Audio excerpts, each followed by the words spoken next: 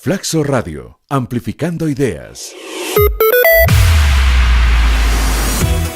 El Front National en Francia, el UKIP en Reino Unido, un montón de movimientos políticos muy de derechas, muy nacionalistas y xenófobos en parte en Dinamarca, en Holanda, en Austria, etcétera, etcétera, ¿no? ¿Por qué Podemos, sin embargo, se dice populista, y yo creo que es populista y es progresista? Esta sería la primera pregunta a la que querría responder, ¿no?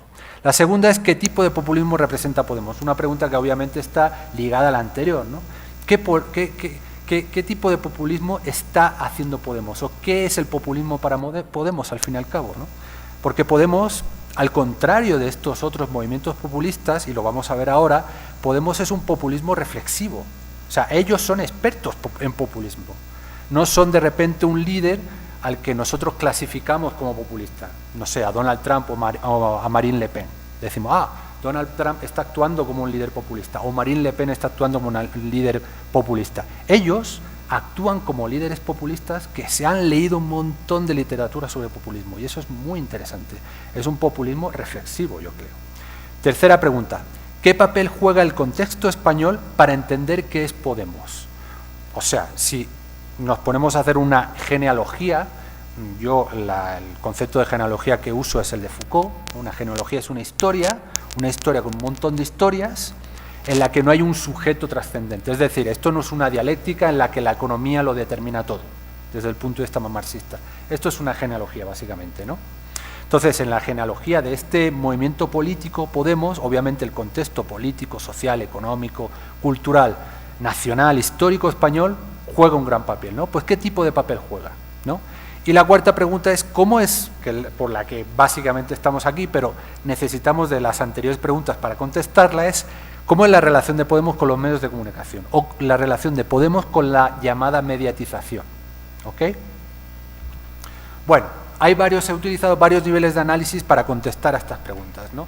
La primera es, obviamente, enfrentar el populismo y, bueno, ver qué se ha escrito sobre él, qué es el populismo, y yo creo que al acercarnos al populismo y a intentar definir el populismo, vamos a tener que tener un posicionamiento, vamos a tener que exponer nuestro propio posicionamiento, porque el populismo es una palabra muy cargada de política, muy polarizada, ¿no?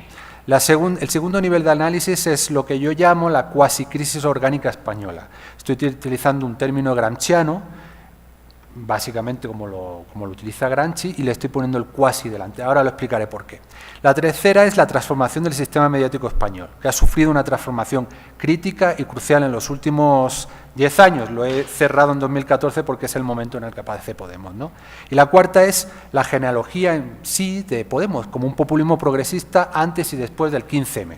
De este momento disruptivo que hay en España, el 15 de mayo de 2011, en el que millones de personas salen y ocupan las plazas y se genera todo esta cosa que Badiou llama como el evento, una cosa que de repente reestructura todo, ¿no? Un evento que reestructura todo, ¿no? Lo primero, el populismo, el concepto. Hay varias propuestas para la definición del populismo. Esto es básicamente lo que dice la ciencia política más mainstream, más ortodoxa, como por populismo, ¿no? Es un concepto vago, indefinido, lleno de polémica. El populismo suele tener connotaciones negativas, ¿no? Populista, no sé, aquí en Ecuador probablemente mucha gente lo dice. Eres un populista, significa que, no sé, que estás siendo superficial, que estás apelando a políticas sencillas que no van al fondo de la cuestión, etcétera, ¿no? Es una palabra cargada con connotaciones negativas y que aparentemente sirve para todo. Hay una vaguedad en la palabra del populista, ¿no? Es un concepto también definido por la importancia del pueblo. El pueblo, la palabra pueblo, el concepto de lo que es pueblo, tiene una centralidad enorme en todo lo que tiene populismo, sea de derechas, de izquierdas, cualquier tipo de populismo, ¿no? Y el antagonismo es fundamental para que haya populismo. Si no hay antagonismo, no hay populismo.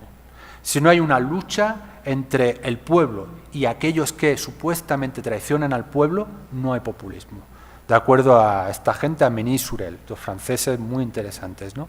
Ellos hablan incluso de que tiene que haber una traición al pueblo. El elemento de traición al pueblo es muy interesante, muy importante para definir o para dar cuenta de que un movimiento sea populista o no, ¿no? Lo siguiente que define el populismo es que suelen aparecer cuando se presenta una crisis. El sentido de crisis es muy importante para los movimientos populistas. Ellos necesitan de que haya crisis, ¿vale? Obviamente esto tiene unas connotaciones dependiendo del contexto histórico y del país, de la región planetaria en la que estemos. No es lo mismo una crisis en Europa o en Estados Unidos que en la América Latina, ¿no? O que en Rusia o que en Asia, ¿no? Y hay esta hostilidad interesantísima a los regímenes representativos. El populismo es algo a lo que no gusta, es un fenómeno al que no le gusta representarse. Esto es algo contradictorio con lo que dice Ernesto Laclau, porque Laclau entiende la representación de otra manera, ¿no? Pero a los populistas no les gusta la democracia liberal, por decirlo así, la democracia representativa, donde hay un sistema político, donde claramente hay una serie de grupos políticos que supuestamente representan a una serie de grupos sociales. Eso el populismo no lo entiende, porque el populismo quiere representar al pueblo, quiere representar a una totalidad, no a diferentes grupos sociales que están representados por diferentes grupos políticos. Yo, como antes decía, me posiciono y yo enfrento al populismo, defino al populismo con Ernesto Laclau. Es el autor al que sigo para definir al populismo. Y para mí el populismo, con Laclau, es una lógica política. Para mí, básicamente, el populismo es lo político, ¿vale? No es una ideología, de ahí a que sea algo tan vago. El populismo no es una ideología establecida, es una lógica. Es una lógica donde lo político vuelve, donde un sistema que aparentemente representa perfectamente todo lo que hay en la realidad no puede representar completamente todo lo que hay en la realidad. Y cuando de repente ese sistema nos falla y hay esa crisis, tomamos ese elemento populista, que básicamente es lo político, para otra vez enfrentar al sistema, ¿no? El populismo es algo que enfrenta a la representación, porque la representación siempre va a ser algo cerrado, y el populismo es algo creativo, algo abierto. Lo político, para Ernesto Laclau, tiene un sentido smithiano, de Carl Schmitt, la política como algo que tiene que ver con las relaciones de amigo-enemigo, no la política desde un punto de vista como arendtiano, del de Hannah Arendt o de Habermas, la política como un espacio de consenso, donde se buscan consensos, donde se busca un espacio común. Eso no es la política para Laclau, y obviamente eso no es la política para ningún movimiento populista. Para cualquier movimiento populista, la política es el espacio donde hay un antagonismo claro, ¿no? Por eso yo tengo aquí, he tomado esta posición, sigo a Ernesto Laclau, y bueno, ahí hay algunos conceptos que yo he utilizado para entender a Podemos y para explicar a Podemos, como la diferencia entre lógica de equivalencia y lógica de diferencia, lo importante que es el nombrar y los significantes flotantes, la importancia crucial que tiene dónde pones la frontera interna, es decir, dónde trazas la frontera entre lo que es pueblo y lo que es el enemigo del pueblo, o lo que eres tú y tu identidad colectiva y cuál es tu enemigo. Esa frontera que aquí en Ecuador, por ejemplo, dice que el pueblo ecuatoriano es uno y los pelucones son otro, ¿ok? Ahí está la frontera interna trazada, ¿no? Está la frontera interna o la frontera política entre el pueblo ecuatoriano y los pelucones. En el caso de Ecuador, ¿no? En el caso del populismo ecuatoriano. En el caso de Podemos vamos a ver que ellos utilizan otros conceptos y otros procesos para trazar esa frontera interna. Esa frontera interna, el trazo de esa frontera interna es fundamental para saber o para conocer el sesgo o la caracterología que va a tener el populismo en sí. Si tú trazas la frontera interna en ese juego de antagonismos, la Francia pura y el inmigrante, obviamente estás construyendo un populismo bastante reaccionario, xenófobo, etnocéntrico, ¿ok? Si tú trazas la frontera entre los banqueros y el 99%, como hace por ejemplo en Estados Unidos Bernie Sanders, pues oye, la llamada ontología del pueblo norteamericano es diferente que la de Donald Trump, por ejemplo, en la que solo son los blancos, etcétera, etcétera. Y el enemigo son los mexicanos, los árabes, etcétera, etcétera, ¿no? Con esto quiero decir que el hecho de cómo trazas esta frontera interna, esta frontera que te dice cuál es el enemigo y cuál es el amigo y cuál es el enemigo, es fundamental a la hora de no sé, de saber cuál va a ser el sesgo del populismo, qué tipo de populismo vamos a tener, ¿no? Por eso es tan importante la CLAU y por eso creo que la CLAU es tan interesante para entender lo que son los movimientos populistas, ¿no? Otra cosa que he nombrado, el nombrar, los significantes flotantes. ¿Qué significan los significantes flotantes? Básicamente que cada palabra es algo en disputa. O sea, ¿qué significa patria? Es distinto, no sé, para gente que vive en un arrabal o para gente que vive en el barrio más rico de Quito. ¿Qué significa patria en España? Es distinto para gente que milita en el Partido Popular, que para gente, es decir, el Partido Conservador de España, que para gente que milita en Partido Nacionalista en Cataluña, ¿no? La palabra patria en sí no es nada, ¿vale? La palabra patria es una construcción política, es el resultado de una lucha política, de una lucha hegemónica. Por cierto, importante, el trazo de la frontera interna, ahí donde vamos a ver quién es nuestro amigo y quién es nuestro enemigo, también el sentido que le demos a las palabras, todo esto se desarrolla en lo que la CLAU, siguiendo a Gramsci, llama una lucha hegemónica, ¿vale? Todas las cosas, básicamente la realidad social para la CLAU es un juego abierto. Hay, por supuesto, condicionantes económicos, culturales, sociales, etcétera, pero lo político es algo creativo, es algo abierto. Esos condicionantes no terminan de determinar totalmente lo que va a ocurrir. Lo político es contingente, es autónomo, tiene una autonomía relativa, digámoslo así, ¿no? Eso es también importante para entender a la CLAU y qué quiere decir la CLAU por populismo, ¿no? El concepto de exceso heterogéneo es bastante complejo, si queréis después lo podemos desarrollar un poco más, pero básicamente el exceso heterogéneo es que si tú tienes la realidad social, ¿no? Intentamos representarla políticamente, ¿no? Con un parlamento, ¿no? Y con una serie de instituciones, con un Estado. La CLAU lo único que te dice es que siempre hay algo que queda fuera de esas representaciones, siempre hay algo que queda fuera de ese parlamento, de esas estructuras de Estado, de esos medios de comunicación. Eso él lo llama el afuera heterogéneo, ¿no? En momentos de crisis, en momentos en el que el Estado se cae, no sé, por ejemplo, aquí el feriado bancario, el 15M, la gran crisis que hay en España, de repente ese heterogéneo que siempre está ahí se convierte casi en dominante y todo se revuelve, ¿no? Y ese concepto de la CLAU es muy interesante, por ejemplo, para entender qué fue el 15M en España. Fue un momento de exceso heterogéneo, en que ese heterogéneo que está fuera de repente llena las plazas. Y el sistema de representación, no solo político, sino estatal, mediático, etcétera, no es suficiente para representar lo que está ocurriendo ahí, ¿ok? Obviamente la crisis de representación es muy importante y esto es muy importante, el doble sentido de la representación para la CLAU. En esto la CLAU se diferencia de muchos teóricos que hablan más o menos de lo mismo, como Alain Badiou en Francia o Jacques Rancière, pero para ellos el evento, el exceso heterogéneo, por decirlo así, es irrepresentable, siempre va a ser irrepresentable, etcétera. La CLAU te va a decir, si tú quieres formar una identidad política, siempre vas a necesitar algún elemento de representación, ¿no? Hay ese exceso heterogéneo, por ejemplo, hay esa gran crisis, todo se desmorona, ¿no? Después de que todo se desmorone, después de que está esa crisis ahí bullendo, hay también un momento de representación. Por ejemplo, aquí en Ecuador aparece este personaje, primero creo que hay 3 campanazos, ¿no? Yo no soy un experto en la historia de Ecuador, ¿no? Tiene primero el primer populista, Ocaram, ¿no? Después llega el otro, que no me acuerdo, Lucio Gutiérrez creo que era, ¿no? Y después llega Correa. ¿Qué hacen estos 3 personajes en distintos términos? Intentar representar eso que se está desmoronando, toda esa crisis, ¿vale? La representación no solamente, o una institución que representa, o un representante no solamente representa algo que está completamente constituido, un grupo social cerrado que es representado por un partido político, ¿okay? La representación también va directamente a aquello que no está representado.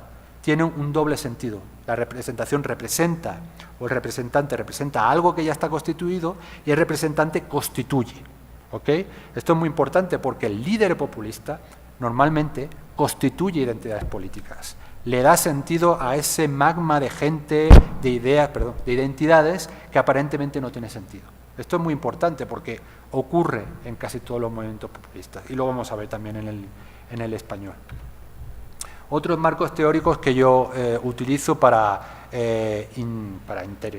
investigar la mediatización del populismo de Podemos es Halin y Mancini, el Comparing Media System, que es sistema mediático comparado, creo que está traducido así en España, que básicamente lo que hace es un poco sistematizar la relación entre medios y política, ¿no? La relación entre medios y política es fundamental ahora a la hora de entender qué bases tiene una comunicación política en un momento dado, ¿no? No todos los países tienen el mismo sistema mediático, o sea, el sistema mediático de España no tiene nada que ver con el sistema mediático de Ecuador, y el sistema mediático de Ecuador no tiene nada que ver con el sistema mediático de Estados Unidos. El de España es un sistema que se llama pluralista polarizado, ¿no? Donde hay un Estado bastante fuerte, donde hay unos medios públicos muy utilizados por el gobierno de turno y donde hay un mercado que más o menos funciona y donde hay una serie de medios que actúan con lógicas comerciales y con lógicas políticas a la vez, ¿no? El sistema de Estados Unidos se llama, Halin Mancini le llama el sistema liberal, donde el Estado tiene un papel mínimo, solamente un poquito regulador en el sistema de medios, ¿no? Y los medios se autorregulan en base a lógicas comerciales, ¿no? Y el sistema ecuatoriano, pues yo le llamaría un sistema muy polarizado, donde el Estado tiene una actuación muy fuerte y donde ese Estado es muy instrumental, ¿no? Pero bueno, ahora mismo estoy investigando eso, no sabría deciros exactamente cómo es el sistema o cómo caracterizar el sistema mediático ecuatoriano, pero bueno, es distinto del español o el de estadounidense, ¿no? Nada más eso, es muy importante investigar el entorno de instituciones de política en el que todos estos movimientos políticos tienen lugar, ¿no? Y sobre todo si los está estudiando desde el punto de vista de la mediatización, ¿no? Después utilizo a Bernard Manin, que es un francés, que es profesor en la Universidad de Nueva York, que tiene este libro que os recomiendo encarecidamente, que se llama Los principios del gobierno representativo. Está traducido en España en Alianza, que probablemente aquí lo tendréis en la universidad y tal, que es uno de los primeros teóricos que empieza a teorizar sobre esto que hoy en día en los estudios de comunicación está de moda, que es la mediatización, etcétera, etcétera, ¿no? Este hombre básicamente distingue tres grandes etapas en la historia de la representación, ¿no? La primera es el momento en el que se constituyen los primeros gobiernos representativos, que es después de la Revolución Francesa y la Revolución estadounidense, ¿no? Obviamente no tienen nada que ver con la democracia clásica griega, donde no hay representación, donde el demos directamente hace política, ¿no? En la Revolución Francesa, la Revolución Americana, aparece la institución de la representación, ¿no? Después de eso, bueno, y se establecen los primeros parlamentos, es algo que tiene que ver mucho con los burgueses, con la burguesía, etcétera, ¿no? Hay unos representantes que pues van ahí a esos sitios a discutir de política, ¿no? El segundo momento en la historia de la representación se da cuando aparecen los partidos de masas, ¿no? Y eso es lo que constituye lo que llama Manin democracias de partido. No son democracias representativas, pero de partido, porque ya el Parlamento no está constituido por una serie de señores burgueses que representan supuestamente al pueblo, pero que tienen total libertad para hablar y realizar las políticas que les dé la gana. El Parlamento ya está constituido por partidos políticos, muchos de ellos de masa, que tienen que responder a los militantes y a las líneas ideológicas y a los cleavages que hay establecidos en la sociedad, ¿no? Izquierda, derecha, rural, urbano, cleavages religiosos, etcétera, ¿no? Bueno, lo interesante de Manin es cómo termina este libro proponiendo la hipótesis de la democracia de audiencia, de un gobierno representativo o una democracia representativa muy censitaria, burguesa, a la democracia de partido, donde aparecen los partidos socialdemócratas, partidos comunistas, etcétera, partidos de masa. Vamos a una democracia de audiencia donde los que mandan ya no son los militantes de los partidos, ni tampoco una serie de burguesías que van al Parlamento a discutir de lo que les dé la gana. Mandan las audiencias. Y como mandan las audiencias, tienen una enorme influencia dentro de los partidos políticos aquellos que saben ver por dónde van a ir las audiencias, es decir, los expertos en comunicación, ¿ok? Según Manin, los expertos de comunicación van a poder decirles a los políticos qué líneas de división van a hacer agregar audiencias. Y agregando audiencias a través de esa línea de división, ganar votos, ¿ok? Proponiendo temas, ¿no? ¿Vale? Ese concepto es muy interesante. El último concepto que utilizo es el de hibridación, que lo sacó este tío, Chadwick, en el libro, y no sé si está traducido, se llama Sistemas mediáticos híbridos, ¿no? Y básicamente este libro sirve un poco para complementar, por ejemplo, a Mancini y a Hallin, ¿no? Porque Hallin y Mancini no tienen en cuenta las nuevas tecnologías apenas, etcétera, y lo que básicamente dice Chadwick es que, oye, lo que estamos, la mediatización hoy en día tiene que tener en cuenta, estudiar la mediatización hoy en día tiene que tener en cuenta los antiguos medios de comunicación, impresos, televisión, radio, etcétera, y los nuevos medios, sean nativos o extensiones de los medios antiguos en Internet, que están surgiendo al hilo de las nuevas plataformas tecnológicas, ¿no? Básicamente es esto.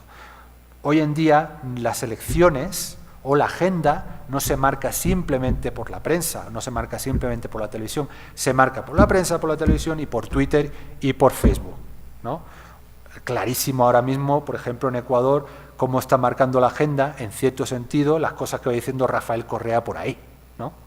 Y las cosas que van diciendo los medios impresos por ahí, y las cosas que van diciendo la televisión por ahí, y de repente algo aparece en Facebook, ¿no?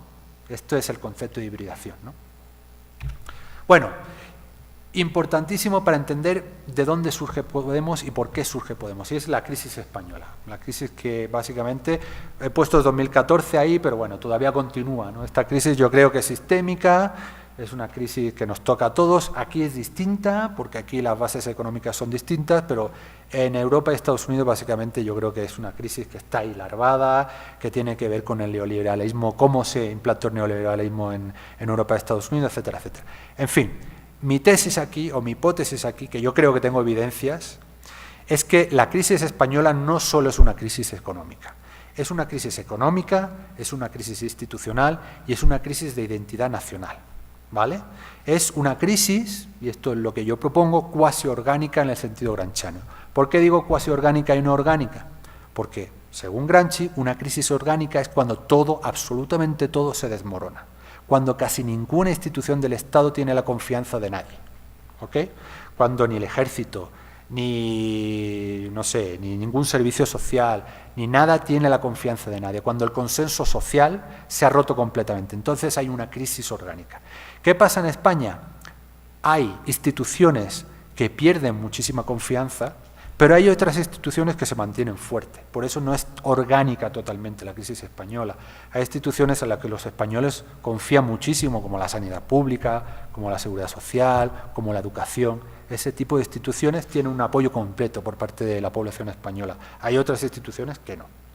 Entonces, esta crisis cuasi orgánica es una crisis del régimen establecido en la transición a la democracia española. Yo creo que sí. Yo creo que sí, que llega a ser. Puede que toda esta crisis se salde con una reforma, puede ser que haya una restauración, ¿vale? Pero el sentido de Podemos y por qué surge es como, digamos, una crisis señal de una crisis bastante fuerte. La gente que hay en Podemos, el movimiento político populista que significa Podemos, intentaría que esa crisis no se saldase con una reforma o con una restauración, ¿no? Como otros actores políticos evidentemente en España quisieran, ¿no? O que se cambie lo mínimo para que todo siga igual, ¿no? Bueno, datos para mostraros el cariz de la crisis española. Bueno, pues aquí veréis, está, lo siento, están en inglés porque como en la presentación está en Nueva York, tengo los datos por ahí un poco de lío, pero bueno, esto es el empleo de la gente, el desempleo de la gente que tiene más de 25 años en España y la media de Europa, de la eurozona. La media de eurozona es la línea más roja y la otra es española.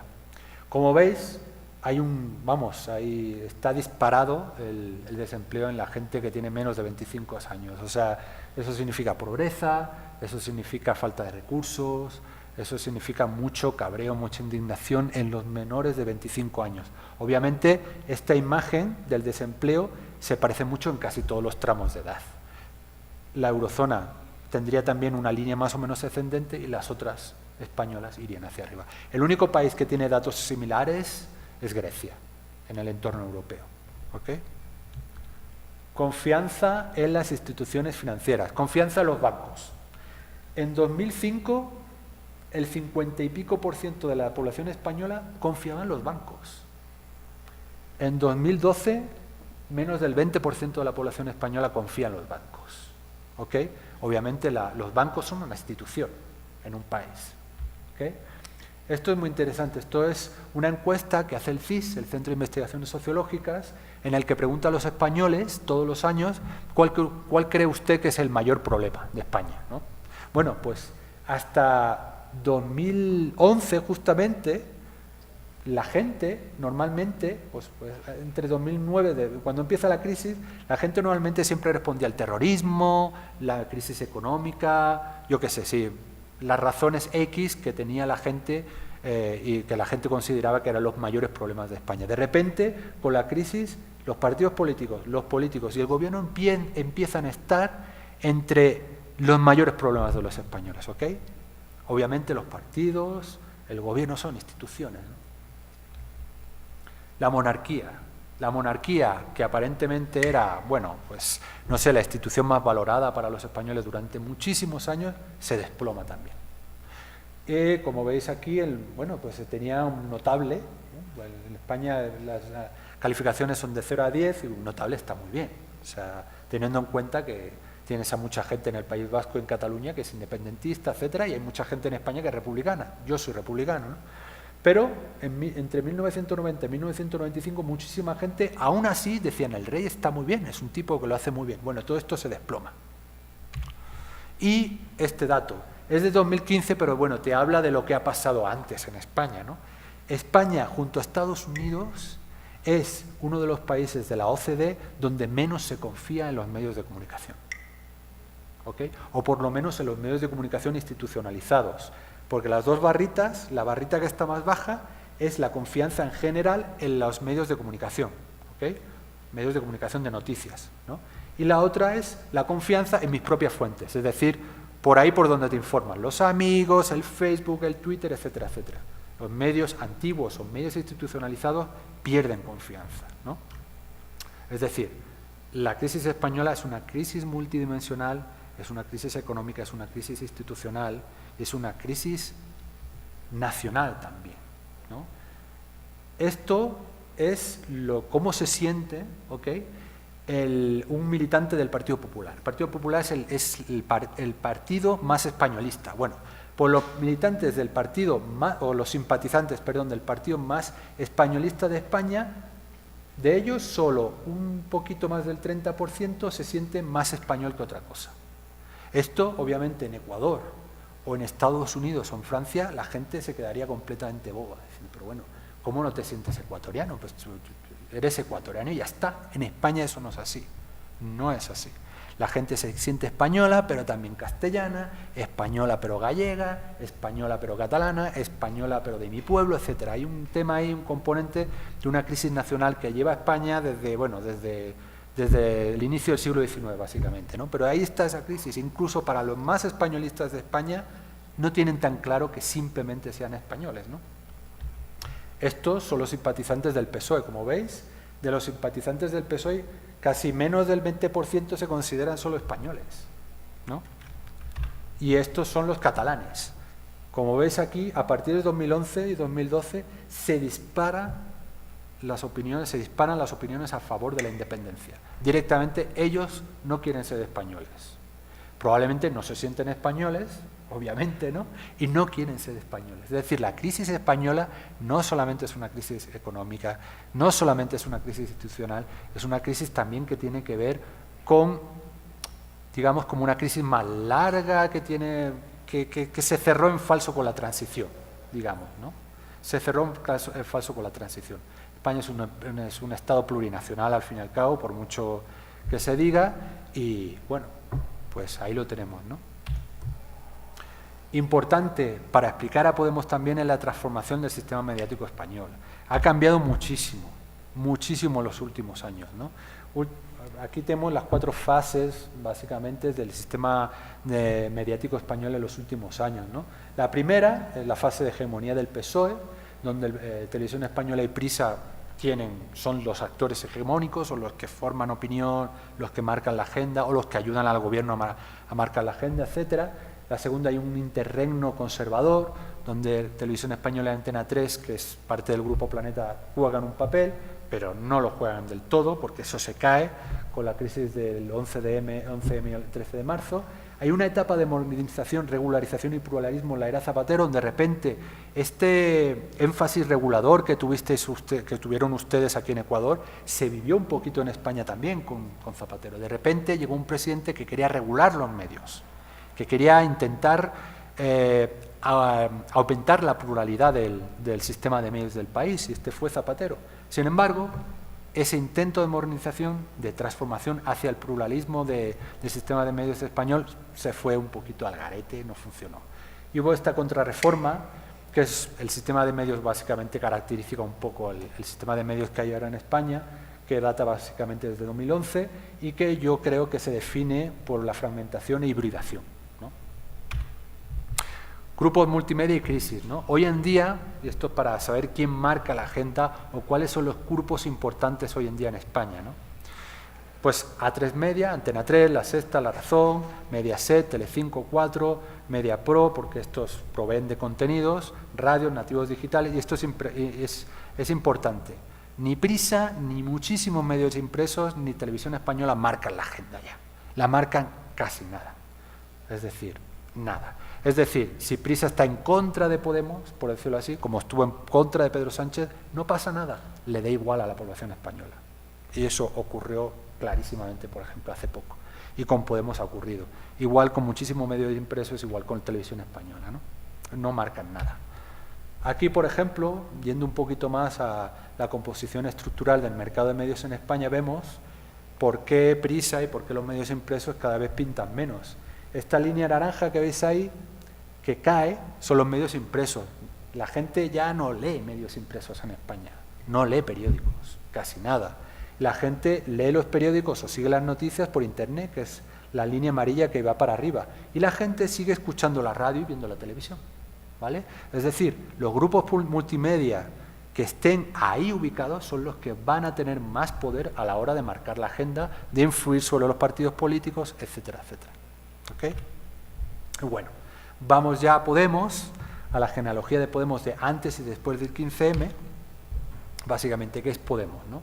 Podemos, obviamente, bueno, una definición rápida, es un grupo de actores, de redes, de procesos, ¿ok?, que yo creo que se pueden dividir en tres grandes colectivos, ¿no? Hay un colectivo politizado y central, que es el Grupo de Madrid, de la Universidad Complutense, específicamente del campus de Somosagua, de la Facultad de Ciencias Políticas, muchos son de ahí.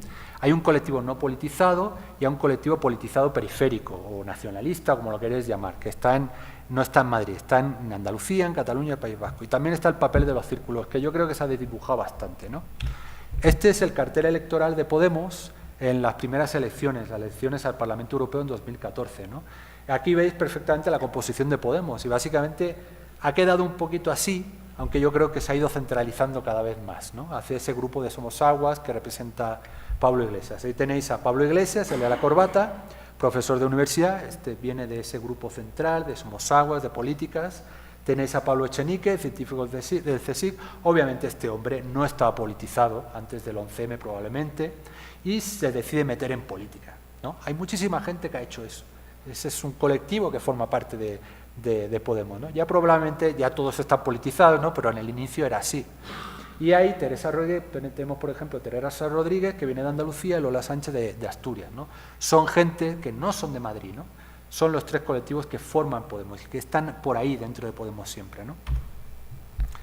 El 15M, fundamental a la hora de entender cómo surge y por qué surge Podemos, ¿no? Antes os he hablado de este concepto del exceso heterogéneo. Hay en España esta crisis que es multidimensional, una crisis muy dura, y de repente la gente sale a la calle porque no encuentra respuestas, porque no se siente representada, ¿ok? Manuel Castells ha escrito un libro sobre todo esto, ¿no? El 15M es una manifestación de una crisis de representación, ¿ok? Ni el sistema político, ni el sistema mediático, ni muchísimos sistemas representan a la sociedad española y a la gente. Y la gente sale a la calle porque no sabe qué hacer, no busca, yo creo que respuestas, ¿no?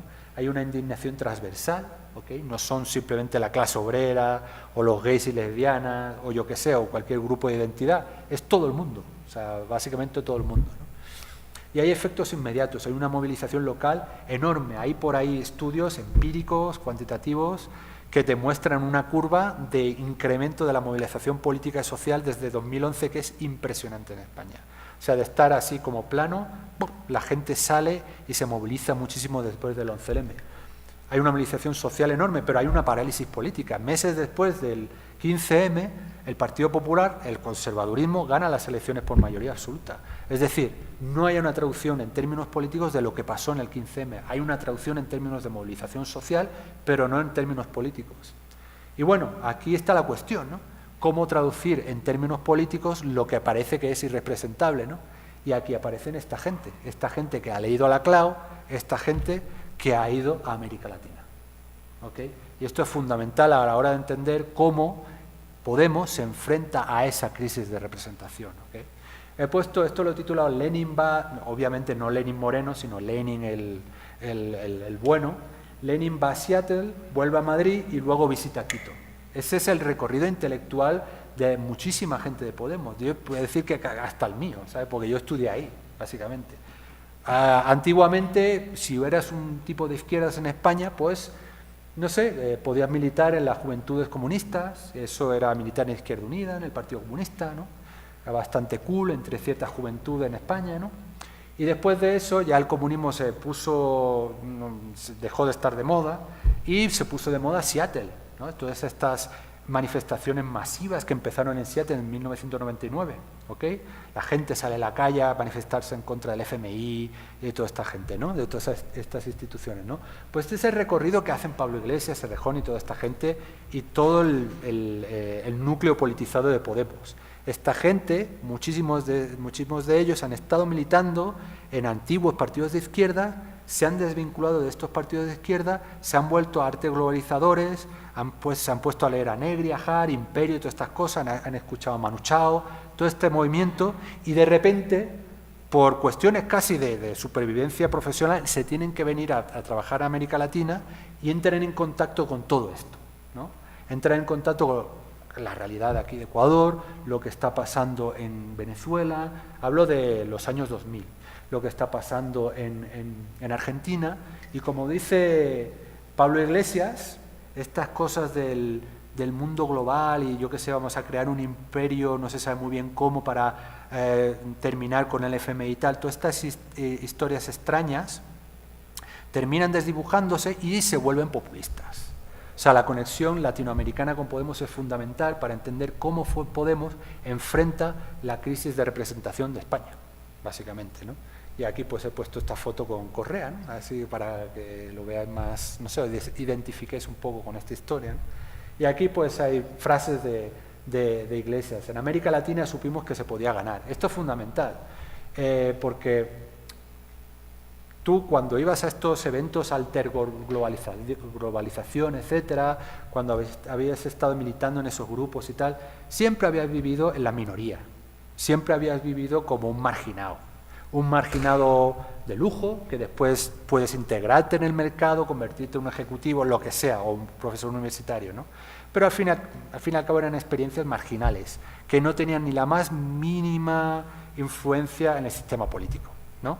De repente esta gente va ahí y dice, no, yo no quiero ser un marginal, hay una crisis de representación enorme en España, hay que traducir en términos políticos lo que está pasando, ¿ok?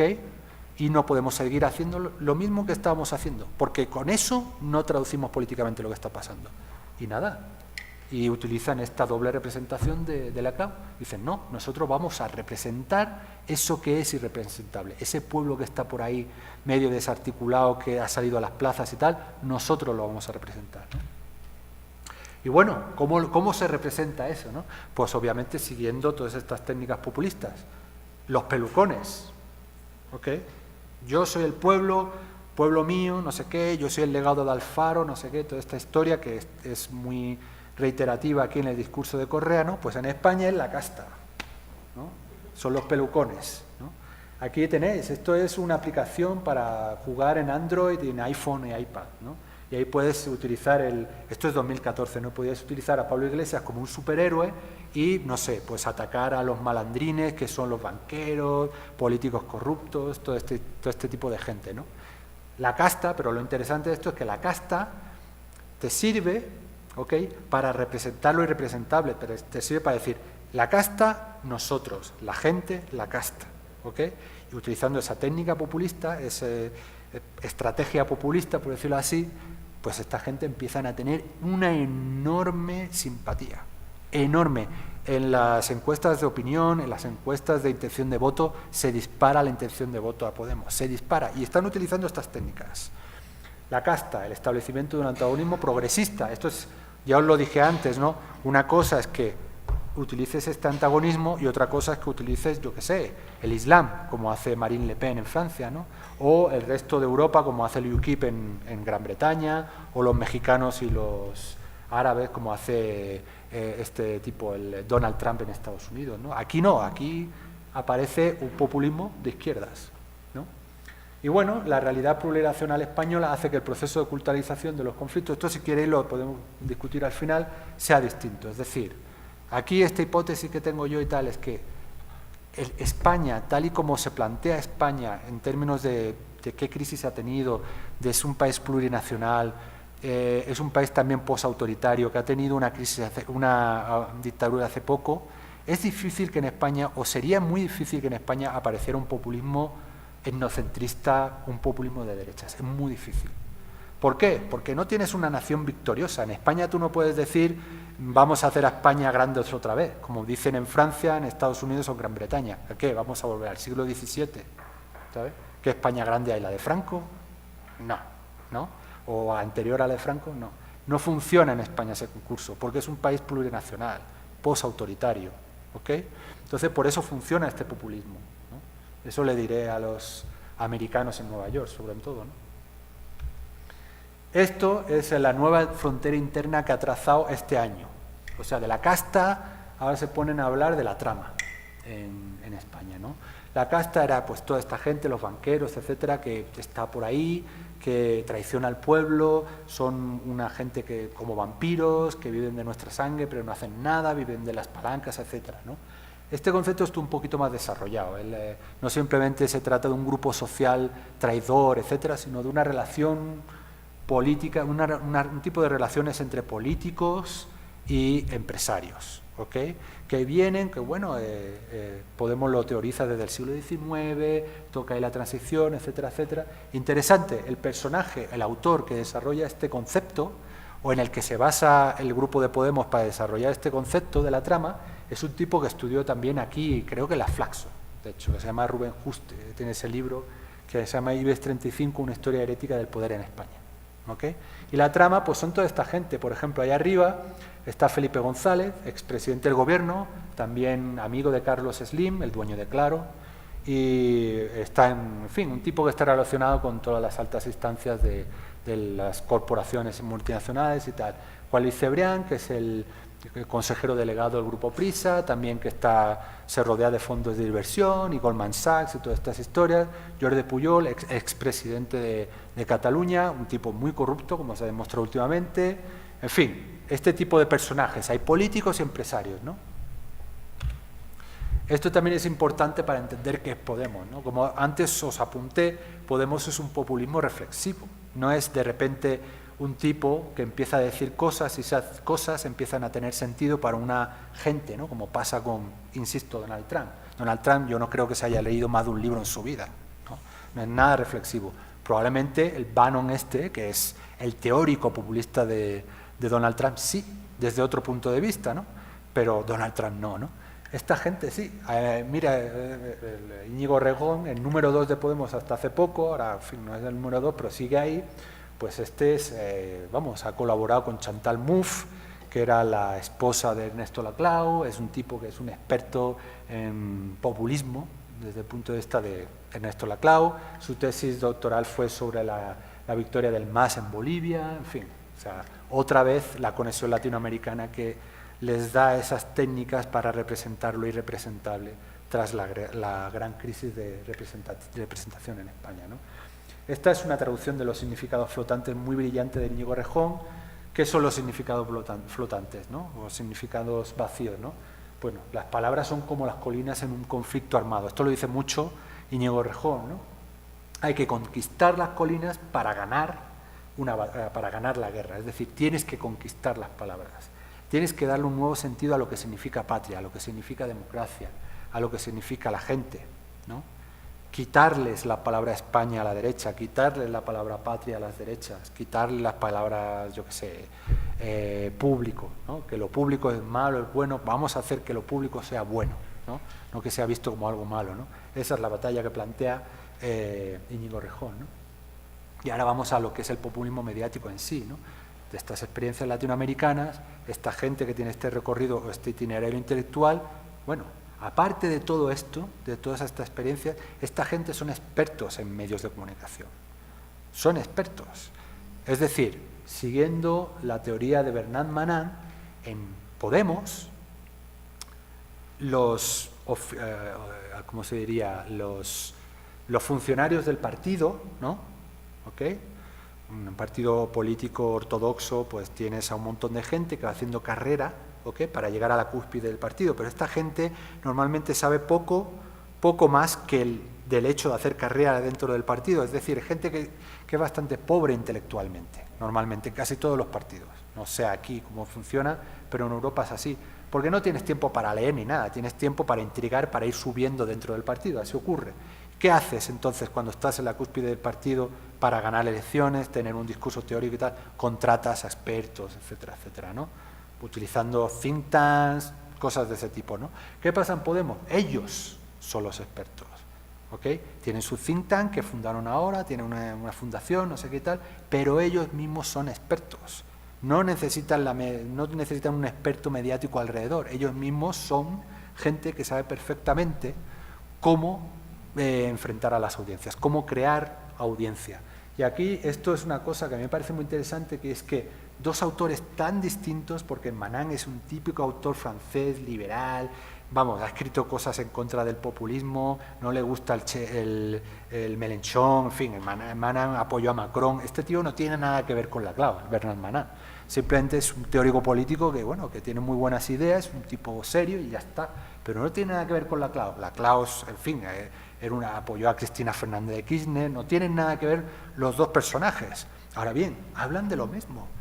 Para la Clau, la creación de fronteras internas es fundamental para la estrategia populista, es decir, dónde está la casta, dónde estás tú, dónde están los pelucones, etcétera. Bueno, para Manin, que la creación de líneas de división en las audiencias es fundamental para agregar audiencias y ganar votos. Básicamente están hablando lo mismo. Montas tu frontera interna y te lanzas a la audiencia. Montas tu línea de división y te lanzas a la audiencia.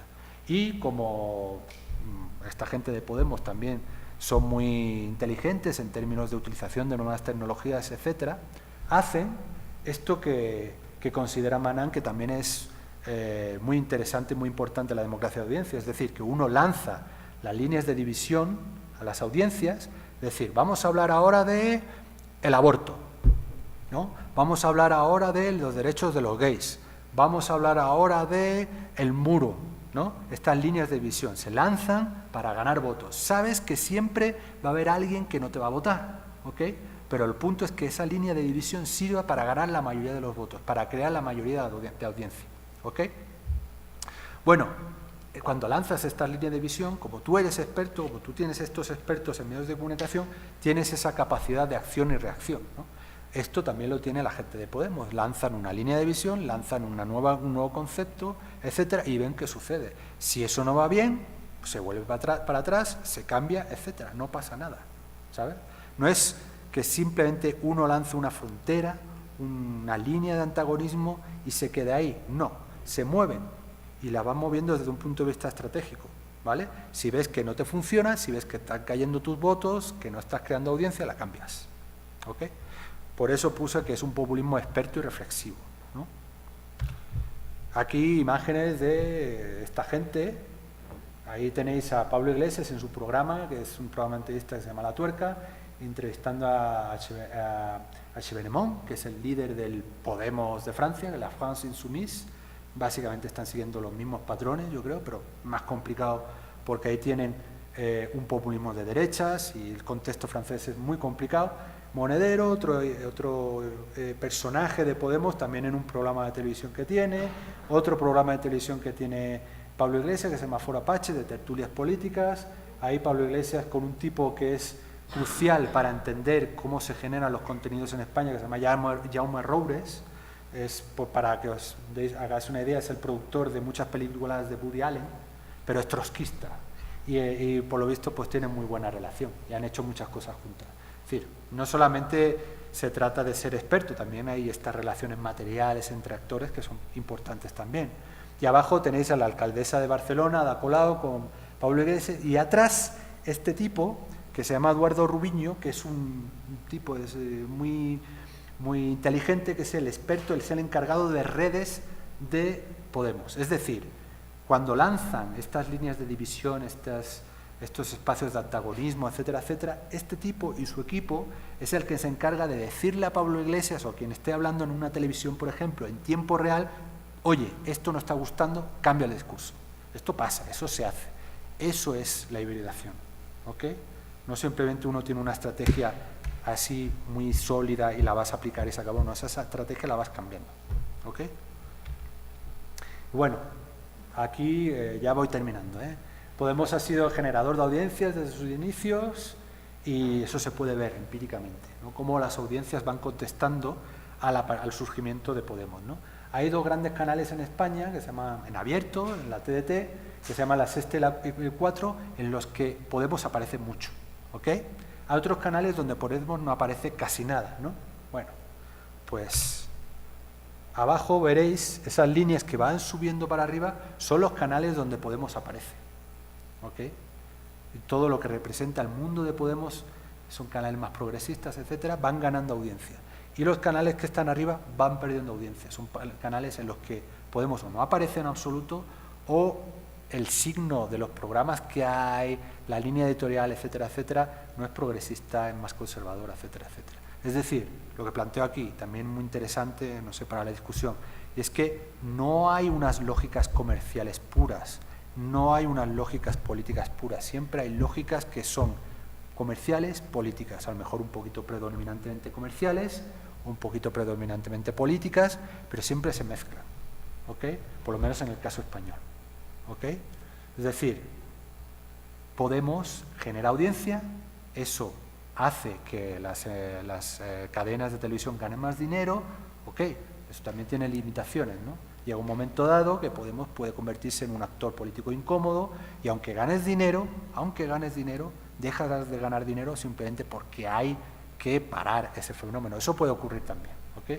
O sea, las lógicas pueden ser predominantemente comerciales, predominantemente políticas, ¿ok? Pero no son puramente políticas o comerciales. Y nada, ahí está la discusión. Aquí tengo un montón de preguntas abiertas.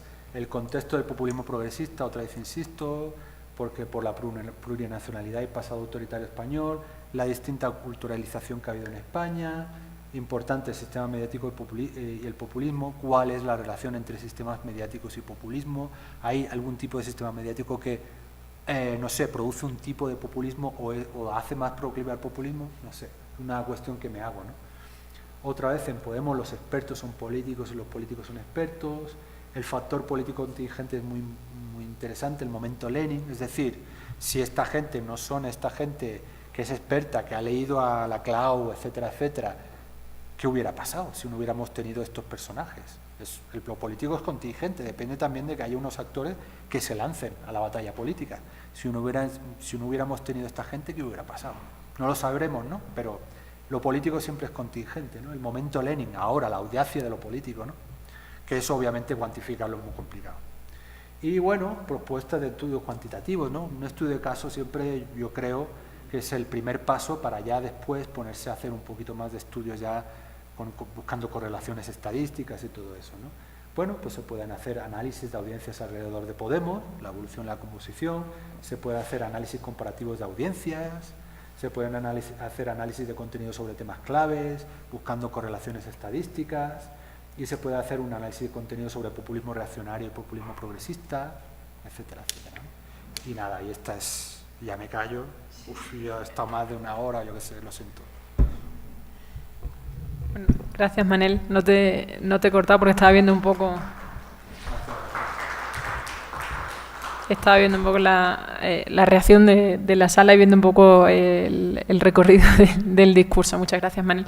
Vamos a abrir una ronda de debates, preguntas, comentarios. ¿Quién se anima a romper el hielo? Ana, tenemos un mic, espérate. Es por el streaming.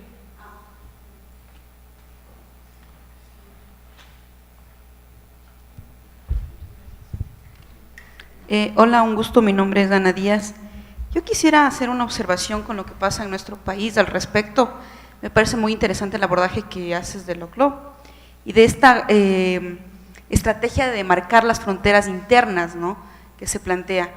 Y bueno, en el Ecuador hemos estado como en un momento político mediatizado como polémico desde los medios tradicionales, pero también desde las redes sociales, como mencionabas, ¿no?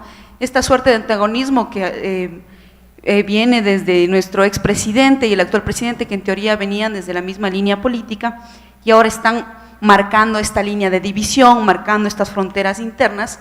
¿Podría hablarse de una estrategia populista de continuidad? Es decir, Lenín Moreno ganó con casi la mitad de aceptación y la otra mitad del país no votó por él, ¿no? ¿Sería esta una estrategia de demarcación, una estrategia de marcar fronteras internas o de línea de división, como lo plantea Manan, el francés? Me parecería que podríamos estar frente a una posibilidad así en el caso ecuatoriano, específicamente esta diferenciación de nuestro expresidente y la mediatización muy fuerte de que esto está sucediendo, ¿no? Parece que Lenin, bajo llenar este significante flotante de diálogo, de tolerancia, que quizás fue el vacío que dejó nuestro expresidente, está ganando bastante aceptación.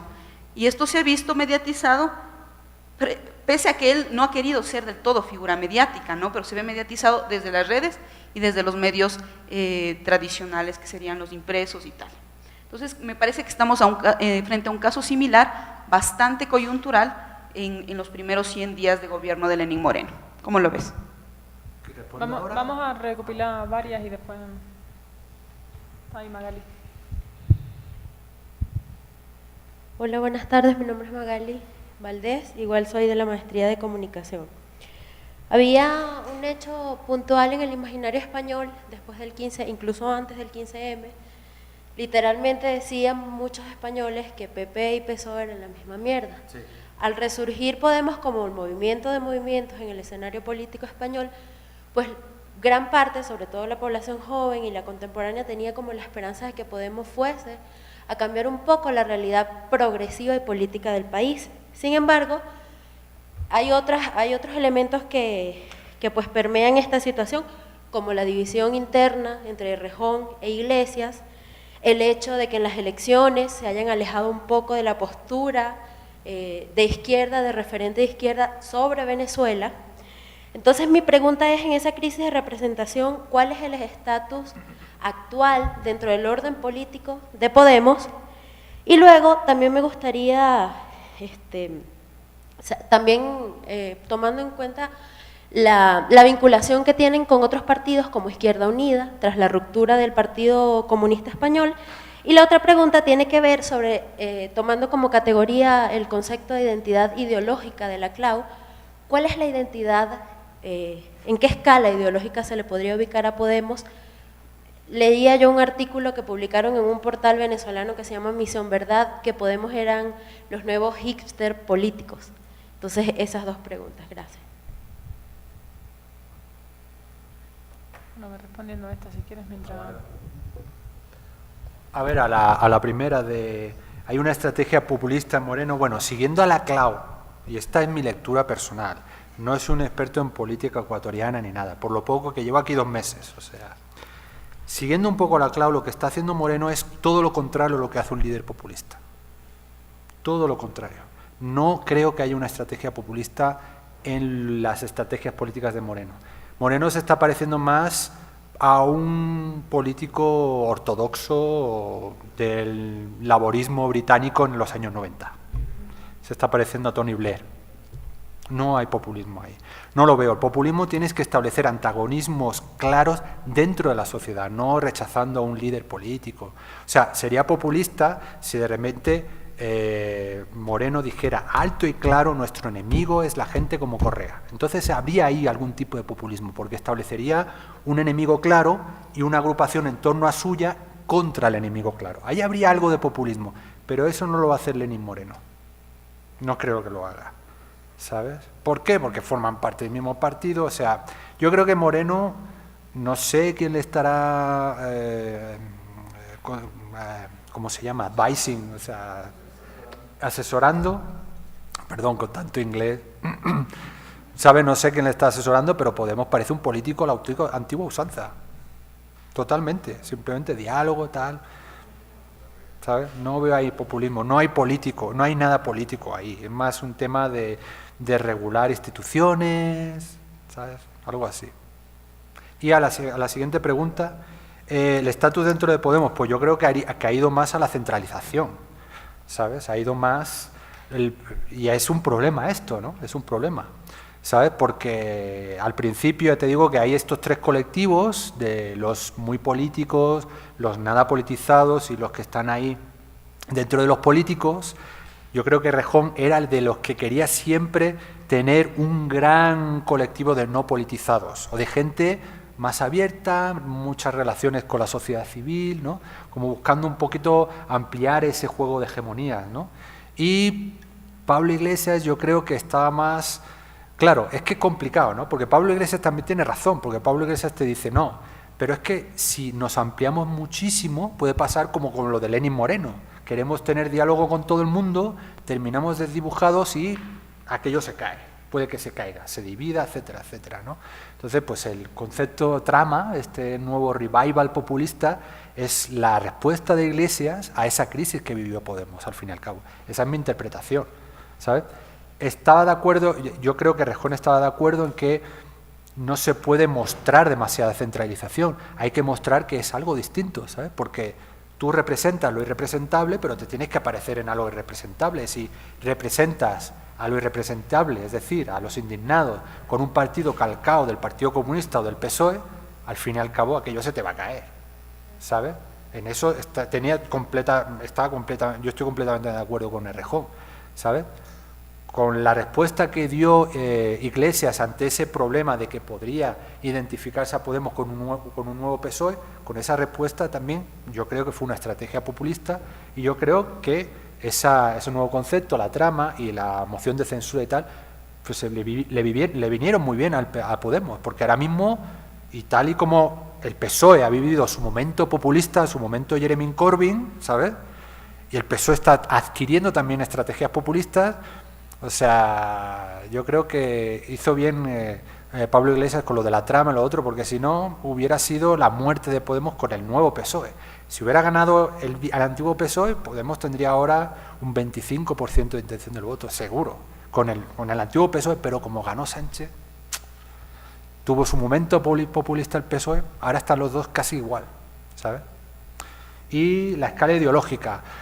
Pues yo qué sé, es que claro, ellos como quieren utilizar estrategias populistas, no quieren que les definan por la escala izquierda-derecha, ellos quieren que les definan con la escala los de abajo y los de arriba, ¿no?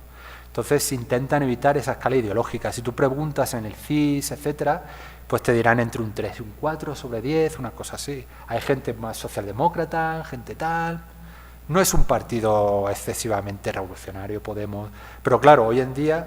políticas keynesianas en la Unión Europea son políticas revolucionarias, ¿sabes? O sea, de pararle los pies a Alemania, todo este ordol liberalismo que hay ahí y tal, es casi revolucionario, ¿no? Pero es lo que hay, ¿sabes? Pero bueno, eso diría. No sé, si hay más preguntas. ¿Sí? Ya, buenas noches. Yo okay. Quería preguntarte desde tu perspectiva. Ya sé que estás solo 2 meses acá y bueno, de lo que hemos hablado ha sido más desde la perspectiva de los políticos. Yo quisiera preguntarte cuál es tu percepción en relación a la gente que vive aquí en el Ecuador. Hemos vivido un proceso de 10 años con un presidente, con un estilo de presidente. Ganó el mismo partido político con un presidente que se suponía que iba más o menos a tener la misma línea. Resulta que toma completamente otra línea. ¿Qué opinas tú? No desde esa perspectiva del juego político, sino desde la gente, que tomando en cuenta que los medios de comunicación antes era el antagonista, uno de los antagonistas, ahora no, ahora más bien son como los que promueven ciertas acciones políticas del nuevo presidente. ¿Cómo le ves tú? ¿Cómo crees? ¿Cómo va a estar la gente? ¿Cómo le ves tú a la gente, así, al pueblo? Hombre, yo creo que hay que comparar cómo llegó Rafael Correa y cómo se mantuvo que Rafael Correa en el poder. Yo creo que sigue una estrategia claramente populista desde el punto de vista mediático, con los enlaces ciudadanos, muy populista. Yo creo que sí que tuvo errores a la hora, por ejemplo, de, no sé, establecer por decreto los medios públicos. Oiga, haga una ley, ¿sabes? O todo esto del ultrapresidencialismo y tal, que te funciona cuando estás en el gobierno, pero ¿y si gana el otro qué? Se queda con los medios públicos, con el ultrapresidencialismo, es decir, hace lo que le da la gana y además tiene más poder todavía, ¿no? O sea, es peligroso lo que pasaba, ¿no? Pero claro, el momento Rafael Correa y la continuación de Rafael Correa tiene que ver con un liderazgo, tiene que ver de dónde venía Rafael Correa, de una crisis, etcétera. ¿Qué pasa ahora? Que a pesar de lo que se diga de la deuda, no sé qué tal, la crisis que hay ahora en Ecuador no es la crisis que hubo en el 99 y que tuvo esos efectos en que apareciera Correa. No hay esa sensación de crisis. Entonces, ¿qué puede pasar? Y teniendo en cuenta que Lenín Moreno se está comportando como un político normal, por decirlo así, no populista. ¿Qué puede pasar? Yo creo que la Alianza País se va a partir. Yo creo que se va a partir. Es así, o sea, y la gente, pues hombre, la gente que en estos 10 años ha ganado más dinero, tiene una posición más de clase media y tal, puede seguir creyéndose eso. O sea, la gente se vuelve populista, ¿sabes? Cuando tienes estrategias populistas que están funcionando y una crisis funcionando. Si no hay crisis ni hay políticas populistas alrededor, la gente, pues, no sé, funcionará el clientelismo, cosas así, ¿sabes? O sea, si a la gente de tal barrio va, si le dan dinero, no sé qué, o cualquier promesa y tal, pues votarán al tipo ese y ya está, ¿sabes? Pero las dinámicas que había antes no creo que funcionen, no van a funcionar. La gente no se va a agrupar detrás de un líder, es decir, la gente no se va a agrupar detrás de Lenín Moreno, no, porque es un político a la antigua usanza. Se van a agrupar pues determinada gente, a lo mejor cierta clase media alta de aquí, algo así, un análisis de clases, ¿no? Yo aquí, desde los 2 meses que llevo, nadie me ha hablado bien de Correa, nadie. ¿Pero por qué? Porque yo me muevo por aquí, por el centro tal, no sé qué y tal. No sé cómo será en otros sitios, ¿no? Nadie me habla bien de Correa, es horrible, no sé qué. Todo el mundo reconoce que algo hizo bien, aunque ahora por lo visto no hizo nada bien, bueno, lo que sea, ¿no? Yo creo que esa gente terminarán a lo mejor apoyando a Lenín Moreno, etcétera, etcétera. Ahora, las grandes masas ecuatorianas no tengo ni idea, la verdad. Pero ya no está ese liderazgo, ya no está ese decirles a las masas, sois el pueblo, ¿sabes? Eso no está. Voy a ir con los viejitos y les digo que están muy bien.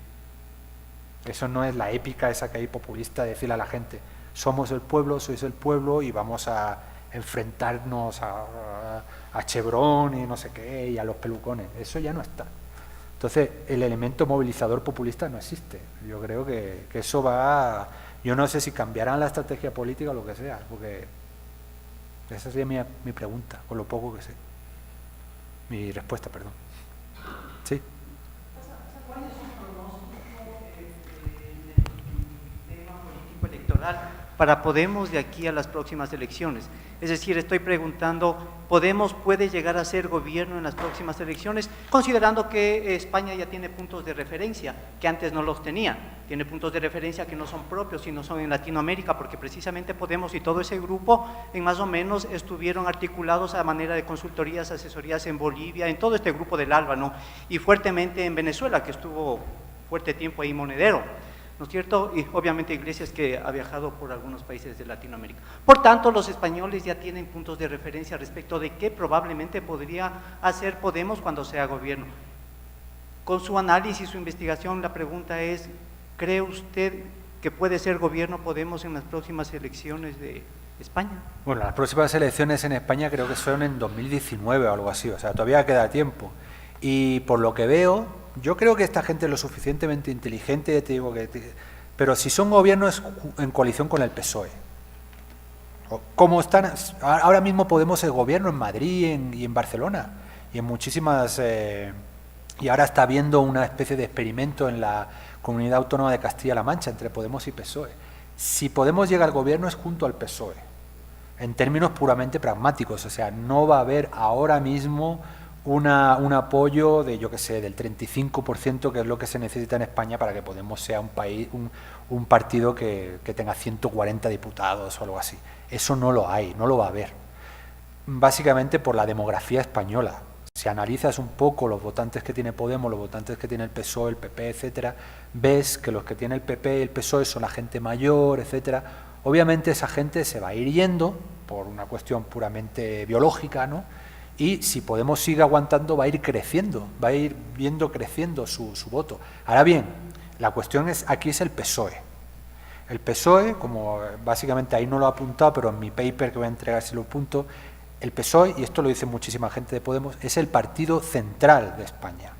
Es el partido que articuló 14 años de gobierno con Felipe González, 8 años con Zapatero, el partido que negoció la entrada de España a la Unión Europea, que hizo las reformas claves, etcétera. El partido central de España es el PSOE.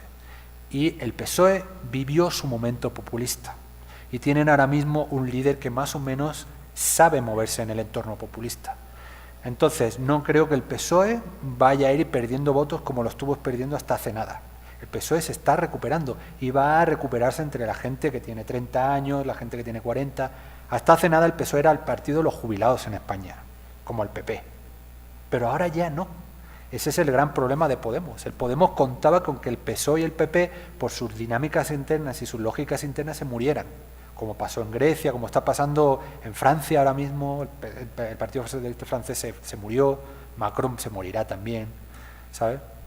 Pero en España el PSOE, como Corbyn, porque esto está pasando en otros países, como Corbyn, en contra de todos los medios de comunicación, ganó Pedro Sánchez las primarias. Exactamente el momento Corbyn de Pedro Sánchez. Ahora bien, Pedro Sánchez tiene que seguir sabiendo manejar esas estrategias populistas para mantenerse. Obviamente, mientras siga esa sensación de crisis en España, sea de repente todo se arregla y la gente empieza a cobrar muy bien, pues nada, se acabó el momento populista, ¿sabes? Es un momento de administración y ya está, ¿sabes? El momento populista es un momento político, cuando hay una crisis, cuando necesitas formar algo, crear algo, eso es un momento populista, un momento político. Si no hay crisis, si todo está bien, no necesitas cambiar nada, administrar lo que hay y ya está, ¿sabes? Entonces, lo que pasa es que el PSOE, de ser un partido administrador, ha pasado a ser un partido populista, un partido que propone cambios. Ahora bien, si esto se queda en un espejismo, la gente no es tonta y dentro de un año volvería a caer el PSOE. Si Pedro Sánchez y su nuevo equipo saben manejar todas estas estrategias populistas, etcétera, etcétera, probablemente estemos hablando de un gobierno PSOE-Podemos dentro de nada, dentro de un año. Puede que lo haya. Porque Pedro Sánchez ahora mismo es un líder, no tiene un escaño en el Parlamento. Por la propia supervivencia de Pedro Sánchez tendría que llegar a un pacto con Podemos rápido. La fecha clave es el 1 de octubre en Cataluña, ver qué pasa en Cataluña, ver qué alineamientos van a producirse después de lo de Cataluña, y si se llega a un acuerdo entre Podemos y PSOE y ciertos independentismos en algo, probablemente el año que viene hay otro gobierno en España. Y será un gobierno de PSOE-Podemos con apoyos de partidos nacionalistas catalanes. Eso sería. Ese es el mejor escenario, ¿no? Obviamente, tienes a todo un gran aparataje de élites, de industriales, de intereses superpoderosos en contra de eso. Tienes a todas las empresas energéticas en contra de eso. Tienes a muchísimos bancos en contra de que eso se forme, ¿sabes?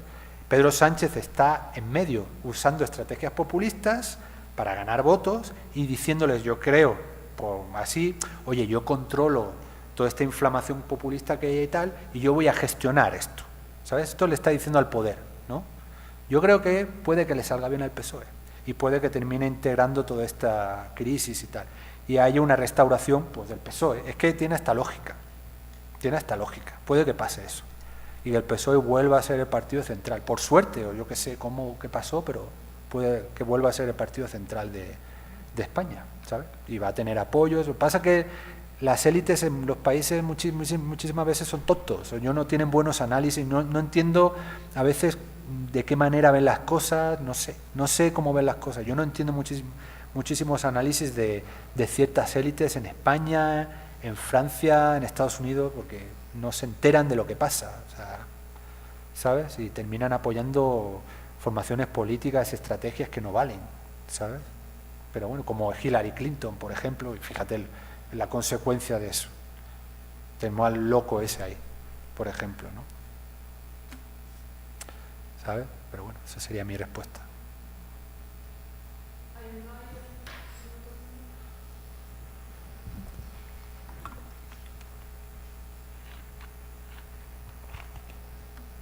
Gracias. Buenas noches.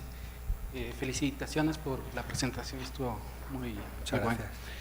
Lo que quería preguntar es que tú que conoces cómo funciona Podemos, sabemos cómo los partidos tradicionales se financian con las élites económicas, industriales, banqueros, etcétera.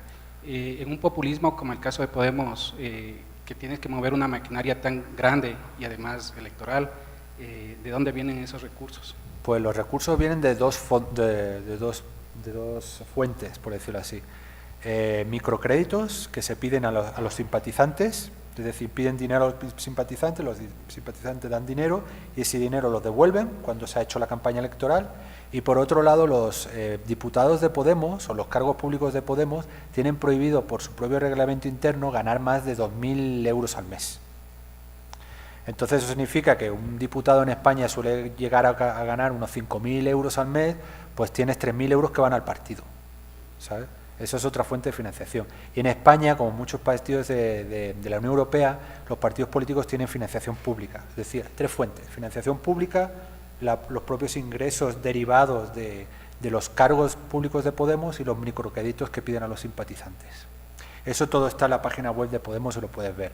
En la derecha en España se ha dicho mucho, no, que Venezuela financia a Podemos, no sé qué y tal.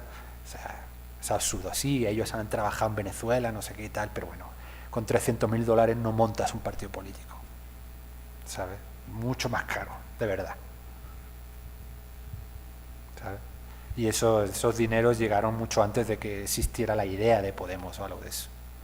Bueno, muchísimas gracias, Manel, por el aporte. Yo creo que igual vamos a seguir articulando ciertas actividades y ciertas reflexiones entre Ecuador, España, países de América Latina, países de Europa, países incluso también de América del Norte, que estamos en procesos casi en paralelo, ¿no? Realmente, si miramos un poco el recorrido de los países de América Latina, el recorrido de los países del sur de Europa en los últimos 20 años, protagonizado ciertos procesos en paralelo, tanto en el ámbito político como en el ámbito mediático, y yo creo que no deja de ser un reto ver y analizar qué va a pasar en los próximos años, fundamentalmente en América Latina, pero también en el sur de Europa, ¿no? Entonces seguiremos profundizando y invitando a las reflexiones colectivas. Muchísimas gracias, Manel, por el aporte, muchísimas gracias a todos los asistentes y a los que nos han seguido por streaming, por el canal de YouTube de Flaxo Radio y por las redes sociales también de Facebook y